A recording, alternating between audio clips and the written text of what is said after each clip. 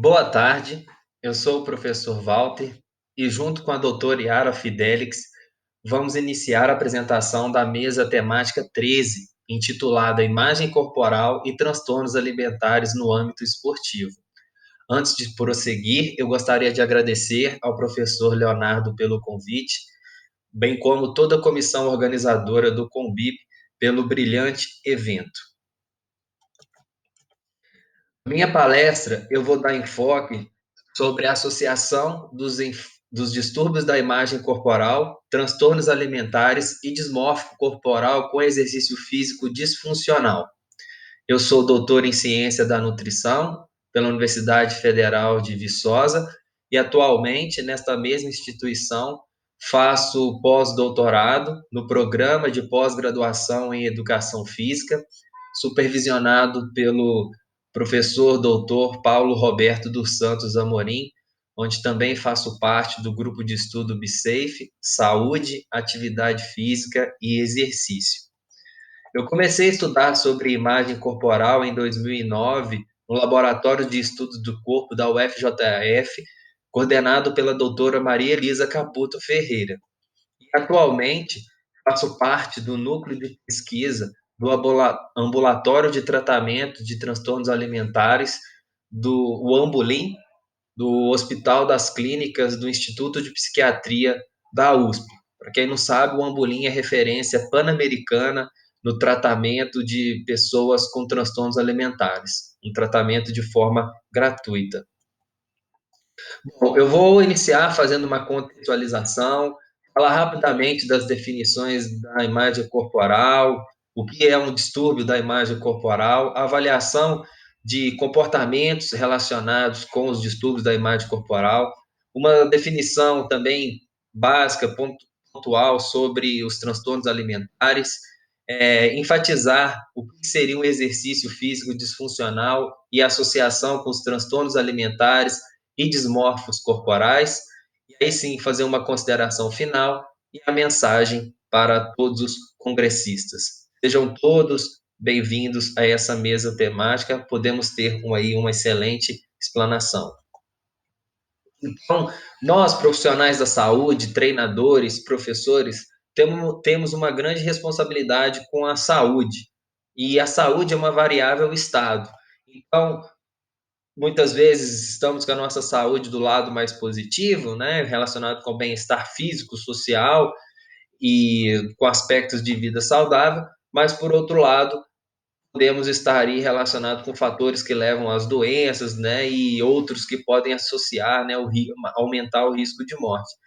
Os hábitos, né, os comportamentos estão relacionados com essa transição do nosso estado de saúde.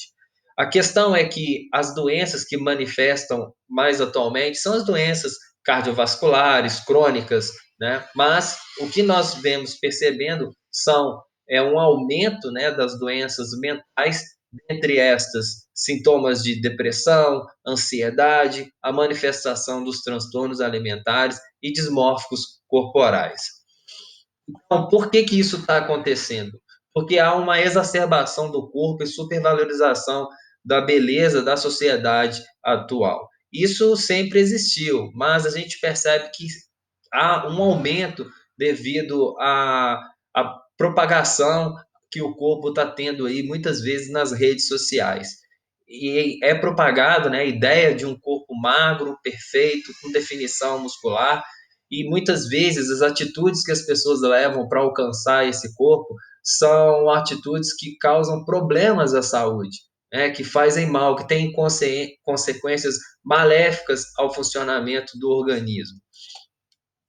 Essas mensagens são propagadas por blogueiros fitness em suas contas nas redes sociais, de modo que levam as pessoas a terem esse tipo de corpo como uma verdade, de uma forma incorporada, né? Essa ideia de corpo físico todo definido, com a forma muscular perfeita, né? Que muitas vezes nem existe essa perfeição, mas que ela acaba internalizando, né, a partir dessas mensagens.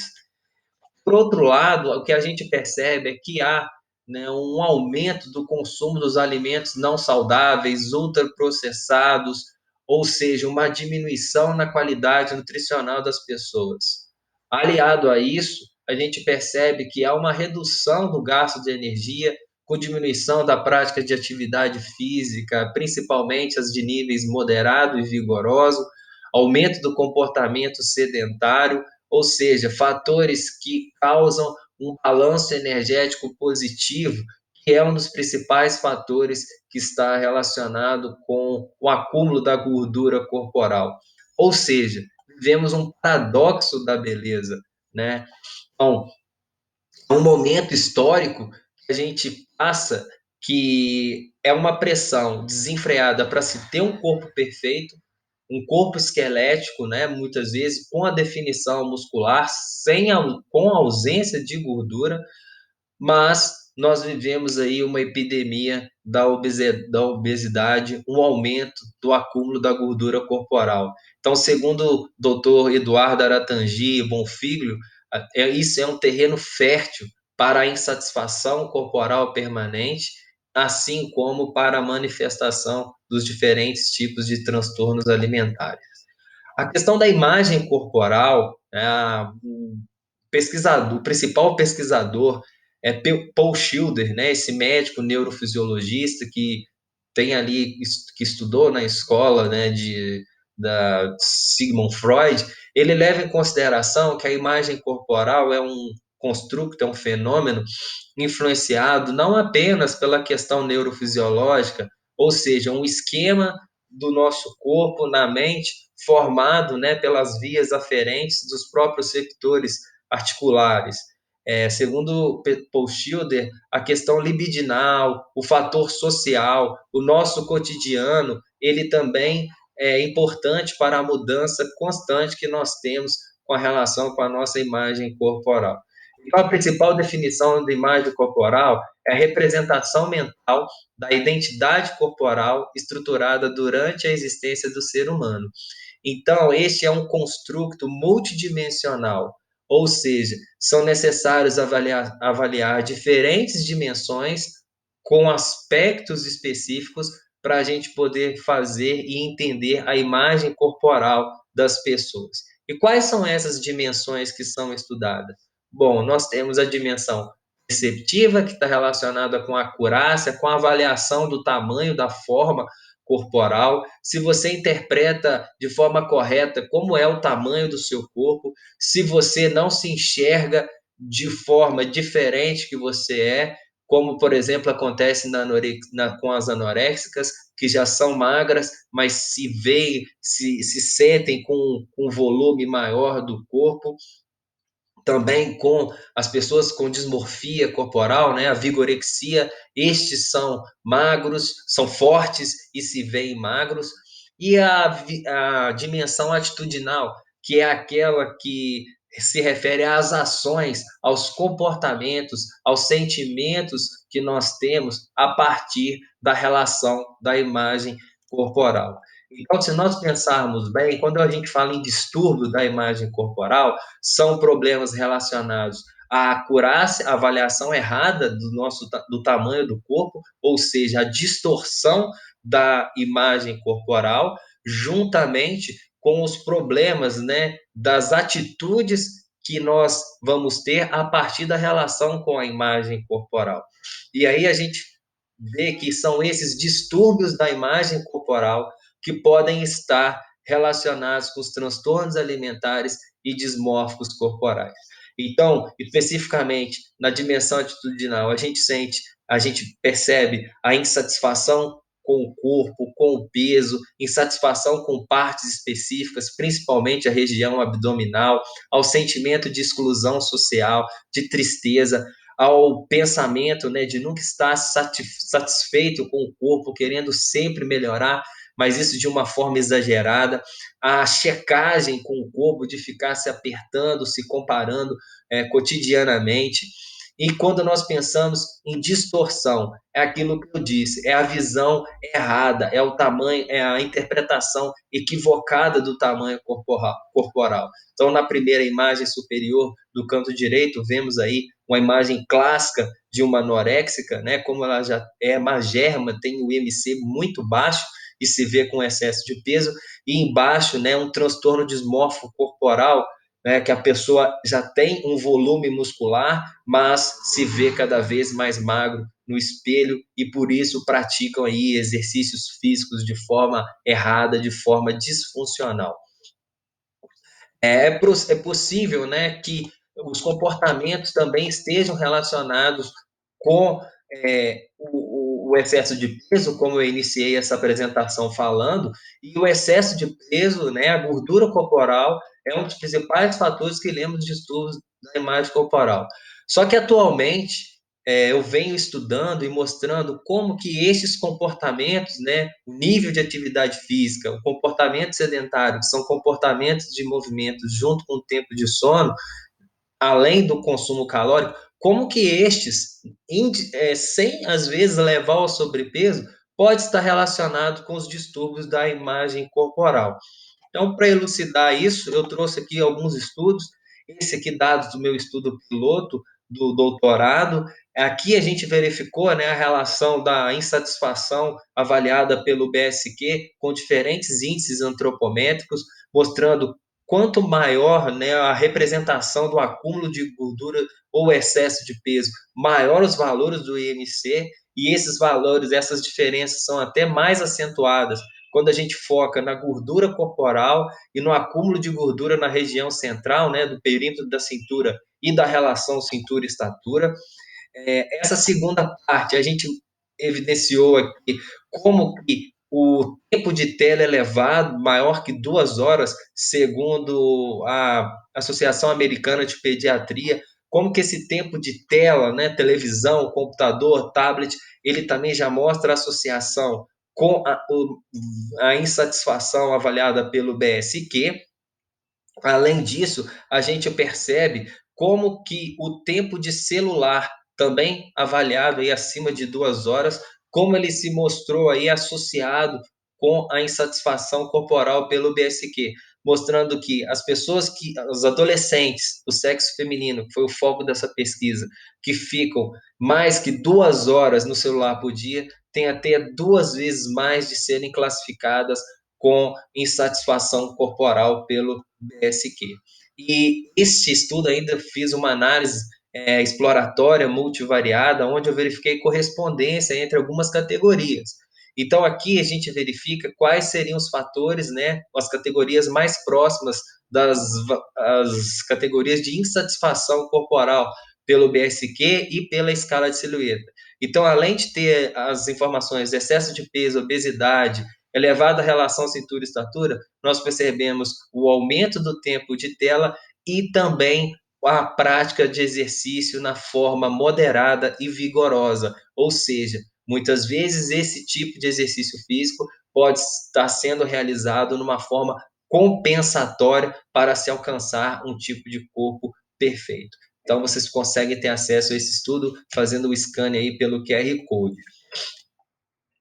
E no meu doutorado, como fruto de um dos trabalhos da defesa da tese, eu verifiquei a associação do estilo de vida criado através de uma análise de classe latente com a imagem corporal e outros fatores, né, da composição corporal com os distúrbios da imagem corporal. Então, eu criei um modelo onde eu observei 3 tipos, né, de comportamentos dos adolescentes: inativo e sedentário, inativo e não sedentário, ativo e sedentário. Então, no meu modelo, eu não verifiquei um modelo que seria um comportamento mais saudável, por exemplo, ativo e não sedentário. O que que nós observamos, né? Nós observamos que os adolescentes, né, categorizados de forma inativa e sedentária, eles tiveram maior classificação de insatisfação com a escala de silhueta. Eles desejavam mais ter um tipo de forma física diferente da atual. Esses valores, essa associação quase foi significativa quando nós analisamos outros aspectos da imagem corporal, como, por exemplo, a distorção, né? A gente percebe aqui que tem quase foi associado, teve uma associação com o BSQ, né, quase também, a gente percebe aqui que na classe inativa e sedentária a insatisfação foi maior, mas não deu diferença, e no SATAC a gente também percebe uma variação, né, quase foi significativo aqui a associação, e sendo que o SATAC é um instrumento que avalia a influência da mídia, né, as informações que a mídia tem na internalização, na cognição da imagem corporal. É, esse gráfico mostra diferentes associações entre comportamentos separados. Então, a gente verificou aqui o número de refeições. Quem teve menor número de refeições, restrição alimentar, mostrou maior insatisfação. Aqueles que consumiam álcool, né, tiveram maior insatisfação, tanto pelo BSQ quanto pelo SATAC, ou seja, quem consumia álcool teve mais influência da mídia ter um corpo diferente, né, do que o atual, e nós também verificamos aqui, né, um valor de 0,05, que as adolescentes com aumento no tempo de tela teve também aí um aumento. Aqui a gente percebe mais, né, fica mais evidente que aquelas que têm o tempo de tela adequado, menos que as 2 horas por dia, como que elas não apresentam aqui a distorção corporal. E também a questão do contexto esportivo, que é o foco dessa mesa temática, que a Yara vai falar mais efetivamente. Então, a gente percebe que os atletas acabam sendo um público vulnerável aos problemas com a imagem corporal por diversos fatores. A exposição do corpo, as roupas com que eles usam, que vão torneando o corpo, a questão do desempenho. Então, pensa na mulher atleta, ela tem que ter desempenho, ela tem que ser feminina, ela tem que ser bela, ela tem que ter um corpo atraente. Então, são vários fatores psicológicos, biológicos, sociais que acaba desenvolvendo. E a ciência conta aí com grande contribuições do professor Leonardo, fruto aí do seu trabalho de tese de doutorado e de outras pesquisas também, que mostrou aí como que essa população ela é vulnerável tanto aos distúrbios da imagem corporal quanto às manifestações dos sintomas que levam aos transtornos alimentares. E pesquisas atuais continuam mostrando isso, né? Esses problemas com o corpo pode manifestar-se principalmente nos atletas que têm categorização com peso, né? Modalidades são balizadas com peso. E o esportista que tem um somatotipo corporal fora dos padrões recomendados para melhorar o desempenho, é mais uma pressão a ter um corpo perfeito. Então, a gente percebe, né, o quanto que essa insatisfação com o peso e com a aparência, ela é maior em atletas e elas podem estarem associadas com os transtornos alimentares e também com os transtornos de dismorfia corporal, que eu vou falar já já. Então, quando a gente fala em transtorno alimentar, eu gosto de mencionar essa frase, que nem toda dieta leva um transtorno alimentar, mas todo transtorno alimentar leva uma dieta. Então, para a gente pensar bem, o transtorno alimentar é mais do que um comportamento. Nem fazer uma dieta está com transtorno, está fazendo a restrição? Não, isso pode ser uma prática do estilo de vida.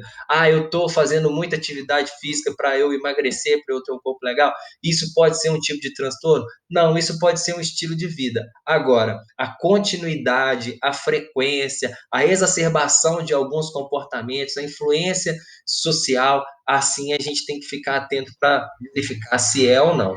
Então, uma dica de leitura, vocês também podem escanear no QR Code, esse trabalho que foi publicado no primeiro semestre de 2020 na Lancet, que fala sobre os transtornos alimentares, as definições mais atuais, os tipos de transtornos. Então, assim, é evidenciado. Os transtornos são doenças psiquiátricas graves e eles são categorizados pelos comportamentos alimentares e o controle de pesos anormais, tá? É importante ficar atento às definições.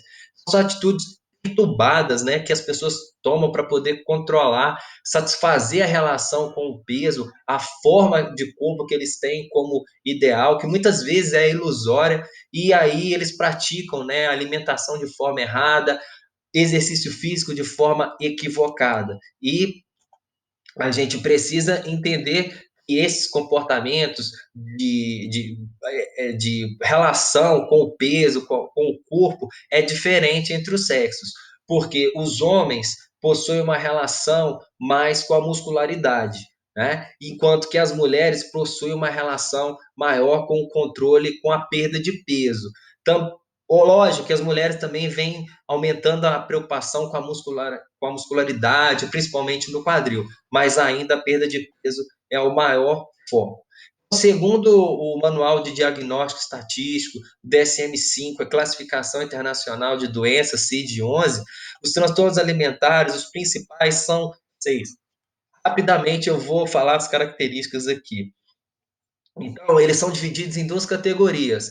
Aqueles com diagnósticos familiares, que são os mais comuns, anorexia, bulimia e transtorno de compulsão alimentar, e aqueles transtornos que têm a origem mais evidente na infância, que é o transtorno alimentar restritivo e evitativo, pica e o transtorno de alimentação. Então, a anorexia nervosa é caracterizada pela restrição alimentar, o baixo peso, ela também pode ser purgativa. Além disso, na anorexia a gente percebe uma atividade física excessiva para compensar o suposto ganho de peso. E a sua prevalência é de 0,5%, sendo 80% em adolescentes e 90% aí no sexo feminino. A bulimia é aquele transtorno onde as pessoas fazem uma certa restrição alimentar, mas num determinado momento faz uma alimentação de forma compulsiva, obsessiva e posteriormente vem o sentimento de tristeza, de insatisfação e aí vem os atos purgativos. Né? E muitas vezes as bulímicas são eutróficas ou com excesso de peso, diferentemente da anorexia. E a prevalência é um pouco maior, de 1 a 3%.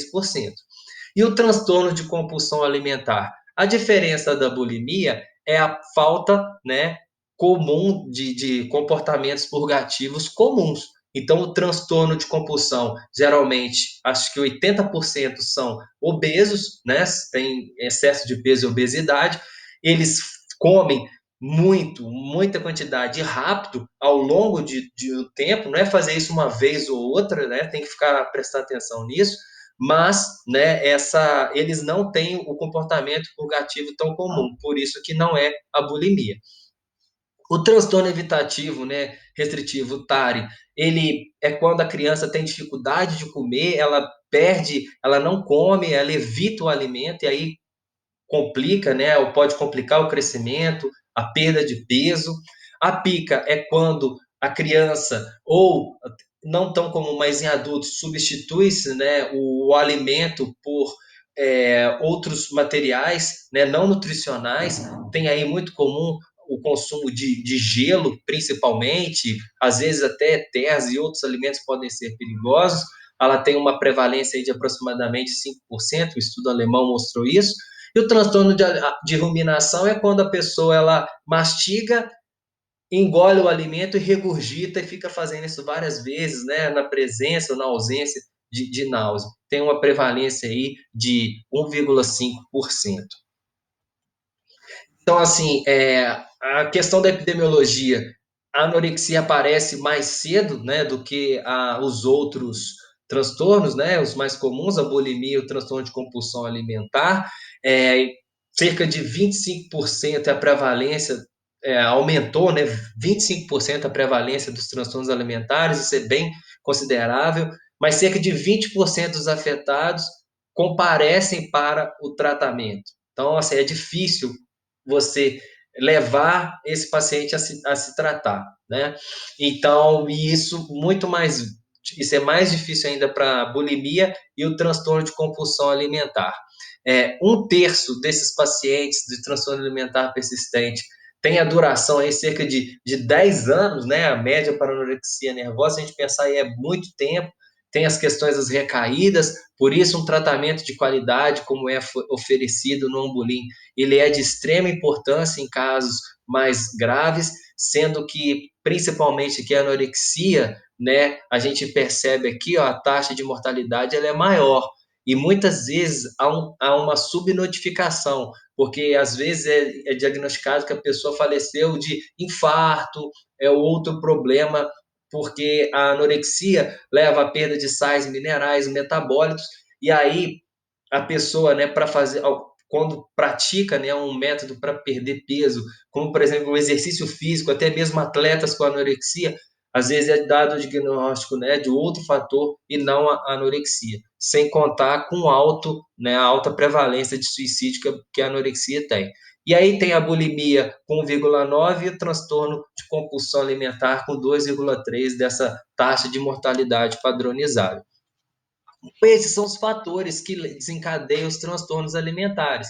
Fatores predisponentes, como, por exemplo, a criança ter uma infância, ser obesa na infância, ser criada em uma família muito rígida, enfim, ser do sexo feminino, são fatores assim predisponentes. A questão genética, né, ter no parente alguém ter parente com transtorno alimentar, os distúrbios da imagem corporal são fatores desencadeantes.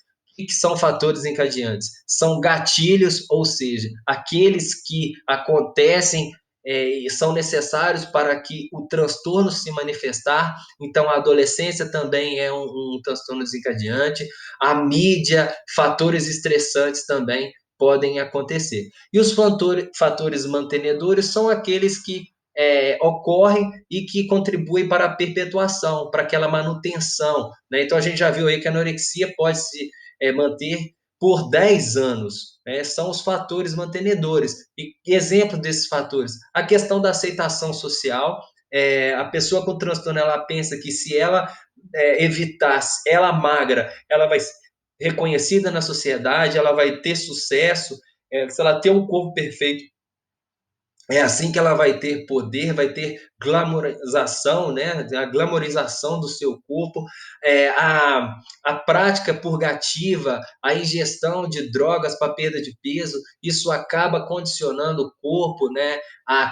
A levar um acúmulo, né? Às vezes de água, porque tem a perda hídrica, mas erroneamente há uma interpretação de excesso de peso fruto, né, do exagero desses medicamentos, dessas formas aí purgativas para evitar a perda de peso, tá?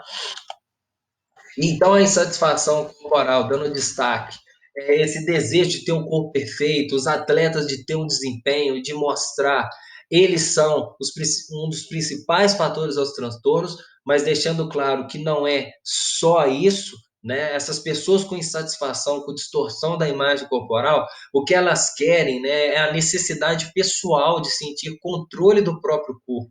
É uma batalha contra a fome, a busca ideal que muitas vezes é inalcançável. Pensem no atleta, na responsabilidade que ele tem com o desempenho e ainda de ter um corpo perfeito. Se a gente pensar bem aí, os transtornos alimentares, não vou focar em todos aqui, mas esse diagrama que o professor Eduardo, que o doutor Eduardo Ia Bonfiglio criou no livro, né, Como Lidar com os Transtornos Alimentares, vamos focar nessa dimensão.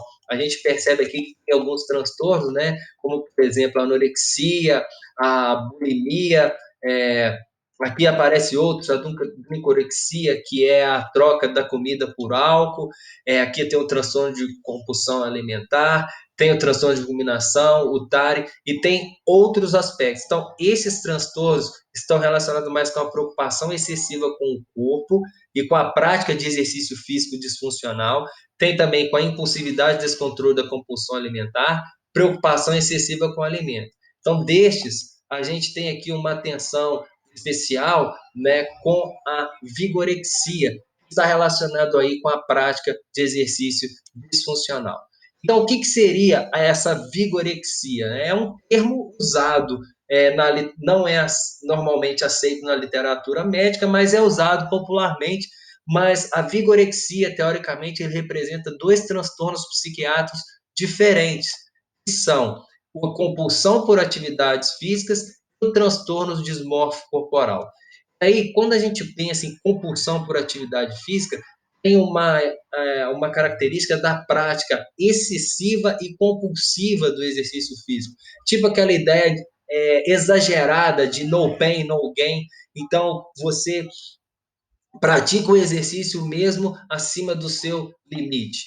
E o transtorno dismórfico corporal, que seria essa distorção excessiva com a imagem, né, essa quantidade exagerada da prática de exercício físico. Então, aqui você tem um corpo já com volume muscular e você se vê magro, também é chamado de anorexia reversa. Então, assim, a compulsão por atividade física é quando existe um sentimento de dependência comportamental. Ou seja, quando as pessoas não vão praticar o exercício físico, é como se fosse, né, uma crise de abstinência. Ela fica entediada, ela perde o sono, ela não consegue se concentrar. E aí os estudos vêm mostrando que essa compulsão pela atividade física, né, isso pode acontecer em atletas e não atletas. É mais comum em homens e mulheres, né, em qualquer idade, mas pode iniciar aí na meia idade, né, por volta dos 40 anos.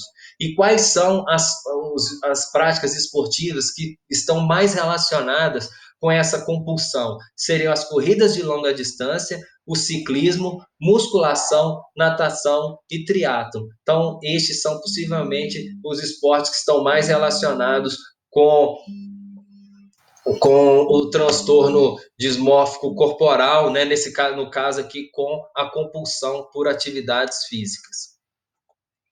E o transtorno dismórfico corporal ou anorexia reversa?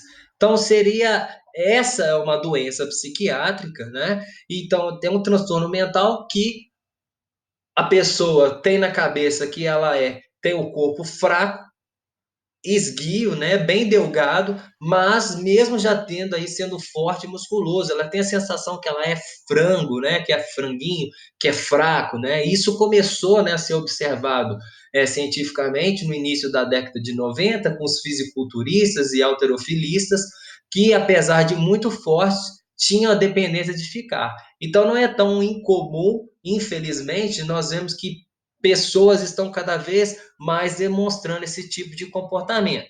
Mas é interessante, mas a gente tem que ter responsabilidade que isso não é um comportamento esporádico. Né? Às vezes a pessoa precisa treinar, ficar mais tempo na academia. É quando isso acontece de forma desregulada e tem um tempo, uma continuidade aí de meses. Então é importante os treinadores observar se é determinação, se é disciplina do treinamento ou se é um tipo de comportamento que está acima, né, que está acontecendo de forma disfuncional. Então, assim, ela ocorre mais em homens e pode ser compreendida como manifestação da distorção da imagem corporal que acontece de modo oposto à anorexia. Aí está a representação. Mas quando a gente fala em exercício compulsivo e excessivo, são diferentes. Primeira coisa, compulsivo a gente pensa na qualidade, em excessivo na quantidade. Então, compulsivo a pessoa vai substituir, ela vai deixar de fazer uma atividade social para fazer o exercício o tempo todo. E o excessivo é a duração da sessão de treino. Mesmo com o problema, ela vai fazer. Então, tem aí um comparativo. Então, ó, compulsão, a pessoa tem agenda rígida de exercício, ela tem esse exercício como prioridade sobre outras atividades, tem o sentimento de culpa, ansiedade. Se a sessão de exercício é perdida, ela vai compensar no outro dia, vai fazer mais ou até o dobro. A preocupação em contar calorias. E o exercício excessivo? Exercício excessivo é que excede a recomendação para a saúde em termos de duração, frequência e intensidade.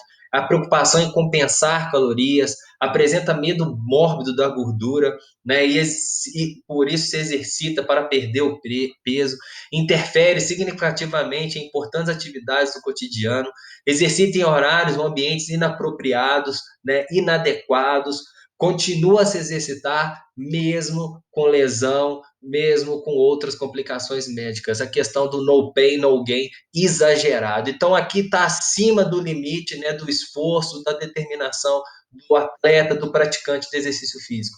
É por isso que a gente está usando um termo chamado exercício físico disfuncional, ou seja, um tipo de exercício físico excessivo, compulsivo, vai estar causando problemas na saúde, seja nos aspectos físicos, porque muitas lesões podem ocorrer, seja também nos aspectos emocionais e sociais. E aí, eu trago aqui uma questão, uma problematização, né, relacionado, levando em consideração a relação entre a restrição alimentar e os transtornos alimentares.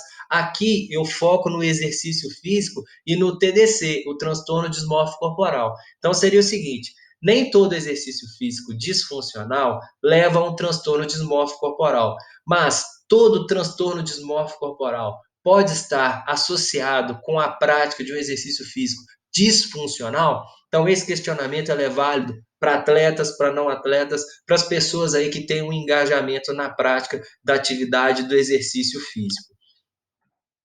Como considerações finais, eu gostaria de apontar, de ressaltar a importância de profissionais de saúde, treinadores, professores, profissionais de educação física, a se aterem aos conceitos sobre os distúrbios, formas de avaliação da imagem corporal, pois este é um fenômeno que está associado à saúde física, mental e psicossocial das pessoas. É onde muitas vezes a gente pode intervir no dia a dia sem fazer com que isso torne uma doença. E os distúrbios da imagem corporal, o problema é que eles estão relacionados aos comportamentos alimentares de risco, a restrições alimentares, a práticas alimentares não saudáveis e também com a prática de exercício físico disfuncional, ou seja, excessivo, compulsivo, que vai estar acima das condições básicas de saúde das pessoas, atletas e praticantes de exercício físico. E este comportamento, esse exercício físico disfuncional feito de forma compensatória, eles são determinantes para a manifestação de diferentes tipos de transtornos psiquiátricos. Então, é interessante que praticantes de exercício físico e atletas, eles, eles devem ser olhados, né, vistos como grupo de risco para a manifestação dos distúrbios da imagem corporal e também dos transtornos alimentares e dismórficos corporais devido aos fatores que ressaltamos nesta apresentação. Como mensagem final, se a gente perceber no início uma leve ou moderada insatisfação corporal, ou uma certa distorção com a imagem, práticas alimentares não saudáveis, ou uma leve compulsão por exercício, vale a pena professores, treinadores, até mesmo um contato com a família para perguntar o porquê que está acontecendo isso, quais são os gatilhos, os fatores, né, predisponentes, desencadeantes, que podem estar levando a pessoa a ter esse tipo de relação negativa com a imagem corporal. Então, isso seria uma fogueira leve. E quando já tem aí os distúrbios da imagem corporal, já tem aí problemas comportamentais, emocionais, sentimentos de tristeza, de insatisfação exagerada, aí, além da ação do professor, do treinador, vale aí o contato com o psicólogo, com a família, o início, né, de um tratamento multiprofissional. Porque se isso se agravar, se isso se tornar uma doença psiquiátrica, ou seja, um transtorno alimentar, dismórfico corporal, se isso for diagnosticado, reforço aqui, apenas o psiquiatra pode dar esse diagnóstico, aí a gente já tem aí uma situação que seria um incêndio. Aí tem que ser uma equipe especializada, multiprofissional, um tratamento a longo prazo e, de certa forma, rápido para se evitar as consequências. Então, fica a minha mensagem para a gente poder focar na imagem corporal inicialmente, porque ela está relacionada com as doenças. E aí já é a questão aí que tem o tratamento também medicamentoso, algo multiprofissional que eu tenho a oportunidade de acompanhar, né, de perto lá no Ambulim. E como que profissionais médicos, nutricionistas, enfermeiros, psicólogos e também professores de educação física agem para poder ajudar as pessoas a terem uma relação mais saudável com a sua aparência física, com a sua imagem corporal. Aqui algumas referências que eu usei. Mais uma vez, eu agradeço ao Combip, ao professor Leonardo e toda a comissão organizadora pelo convite, pelo brilhante evento, à Universidade Federal de Viçosa né, e ao grupo, né, BeSafe, Saúde, Atividade Física e Exercício, professor Paulo Amorim, pela supervisão, a CAPES, né, pelo financiamento das pesquisas, e a FDV e a FUPAC Ponte Nova, que são instituições que eu leciono. Muito obrigado a todos, forte abraço, um excelente evento.